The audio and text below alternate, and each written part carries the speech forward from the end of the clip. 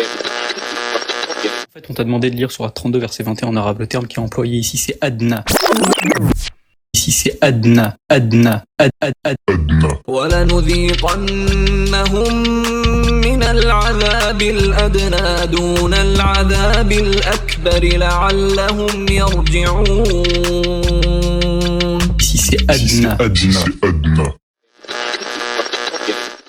Nous leur ferons certainement goûter au châtiment ici-bas, avant le grand châtiment, afin qu'ils retournent vers le chemin droit. Toi, t'as prétendu que adna, le sens que ça avait, c'était une proximité physique. Une proximité, d'accord. Agnoslim n'a rien prétendu. Il lit la traduction de référence qui est conforme aux exégèses et à la lexicographie. Tu m'expliques, ça veut dire quoi le châtiment le plus proximal physiquement? Ça veut rien dire du tout. Le sens de adna ici, c'est bas.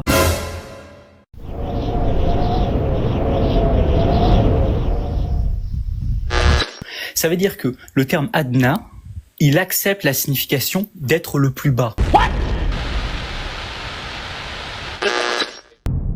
Revenons sur ce qui vient de se passer.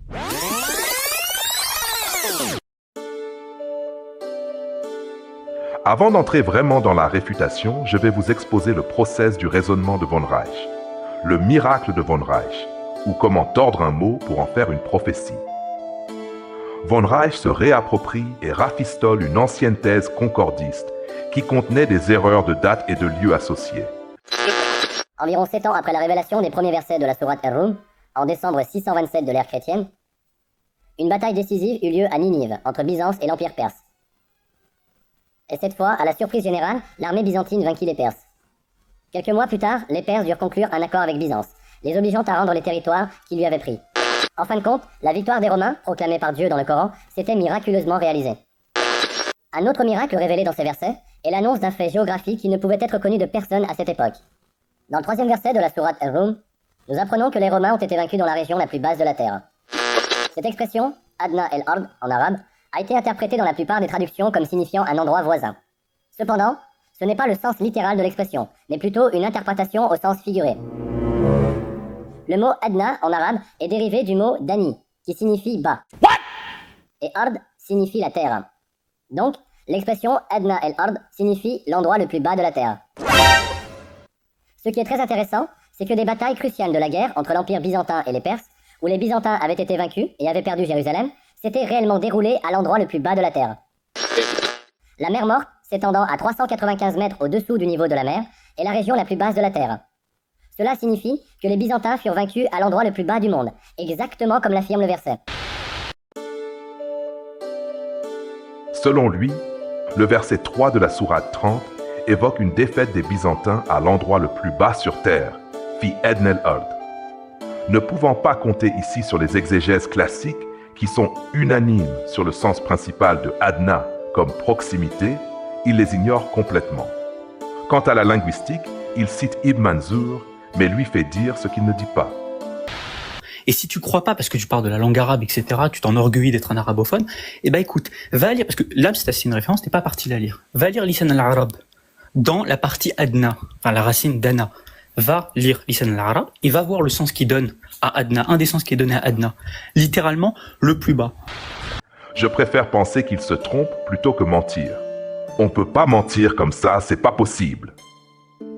Le verset Adna el-Ard est toujours traduit par la proximité, car c'est son sens fondamental. La terre Adna évoque le territoire voisin. Ce sens fondamental met d'accord toutes les sources classiques, que ce soit la lexicographie ou l'exégèse. Mais Adna a aussi un sens plus métaphorique, et c'est là que les concordistes interviennent. Le second sens est la bassesse, mais jamais au sens altimétrique. Il s'agit de bassesse qualitative, de valeur inférieure, de bassesse morale au sens vil. C'est précisément ce que dit Ibn Manzour. Adna a pour premier sens la proximité, qu'elle soit spatiale, temporelle, relationnelle. Et pour second sens, la bassesse en termes de valeur, de qualité, de morale. Pas un seul exemple de bassesse géographique, spatiale ou altimétrique. Toujours est-il que pour l'argument concordiste, il faut bien obtenir le sens de bas altimétriquement. Sur un malentendu, ça peut passer. Il faudrait donc que le Coran décrivent un lieu de bataille par son niveau d'altitude plutôt que d'appeler une ville par son nom. C'était trop facile. Pour ainsi offrir un joli miracle à des gens du futur grâce à la technologie des koufars. Il y a bien sûr des endroits plus bas sur Terre sous les océans, mais pour ce miracle, c'est pas intéressant.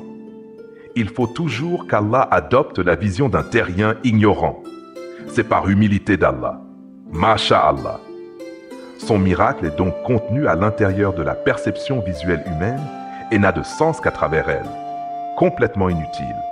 C'est anthropocentré et ça n'a aucun sens d'un point de vue extraterrestre. Encore moins d'un Dieu créateur pour qui l'univers n'est qu'un point. Résumons le raisonnement de von Reich. Triche par restriction arbitraire du sens. Une proximité physique. Von Reich démarre donc du vrai sens de Adna, proche, la proximité. Puis, il restreint arbitrairement ce sens à la seule proximité physique. C'est là qu'il triche. Cette restriction de sens, nécessaire à la prémisse de son miracle, lui sert à fabriquer son raisonnement par l'absurde. Le châtiment le plus proximal physiquement, ça veut rien dire du tout. Il applique cette définition restreinte à un autre verset. El-Azab el-Adna, en choisissant bien le terme absurde de châtiment le plus proximal physiquement. Le résultat, un non-sens monté de toutes pièces qui lui servira à obtenir son raisonnement par l'absurde sur lequel il établira la prémisse de son miracle coranique. Ça veut dire que le terme Adna, il accepte la signification d'être le plus bas. Adna peut donc accepter le sens de bas altimétriquement. Il applique alors ce sens à Fi Adna al-Ard et construit ainsi son miracle géographique. Aussi, tu veux qu'on te prouve que Adna ça signifie bas? Va lire Sahih Muslim numéro 189. Va le lire. Va lire et tu vas m'expliquer qu'est-ce que ça veut dire Adna Ahlil Jannati. Qu'est-ce que ça veut dire Adna Ahlil Jannati? C'est les gens du paradis les plus proches? C'est ça que ça veut dire? C'est les gens du paradis les plus proches selon toi. C'est ça que tu es en train de dire, ok? Moïse demanda à son Seigneur, quel est le plus bas des gens du paradis en termes de rang? Si vous avez suivi jusque-là, vous savez désormais quelle forme du mot Adna nous avons sous les yeux. Il s'agit du second sens, celui qui exprime une infériorité, de valeur, de qualité ou de rang moral. Remarquez le mot El-Akhas ici, le pire. Von Reich, dans un exploit d'herméneutique sélective, a miraculeusement oublié de lire le dernier mot en citant Adna Ahlil Jannati. Or, ce dernier mot, Manzila, le rang, la position au sein d'une hiérarchie, est précisément celui qui donne à Adna toute sa portée qualitative dans ce passage. En l'évitant, Von Reich ne commente plus le texte, il le mutile. Une véritable circoncision du hadith, opérée pour avoir raison. Au passage, il trahit Ibn Manzour, les exégètes, et un hadith authentique. Ça commence à faire beaucoup. Et pour couronner le tout, le hadith qu'il cite existe dans une autre version, Muslim 189c, littéralement celui qui suit dans la même séquence. Pour ceux qui en doutaient encore, la démonstration est maintenant limpide. Nous sommes toujours dans le hadith Muslim 189, une variante. Mais le mot Adna est remplacé par Akhas, le pire. Ce mot que je vous demandais de remarquer dans le lisan. Von Reich a dû passer tellement de temps dans la sophistique qu'il en a négligé ses bases islamiques. Il ne maîtrise pas les sources, manipule, fait preuve d'arrogance et d'agressivité. Il est temps de se mettre sur ses côtes. Si vous voulez que je débunk les arguments suivants de Von Reich dans son débat contre Agnoslim, dites-le moi en commentaire. Merci d'avoir visionné, liké, partagé et portez-vous bien.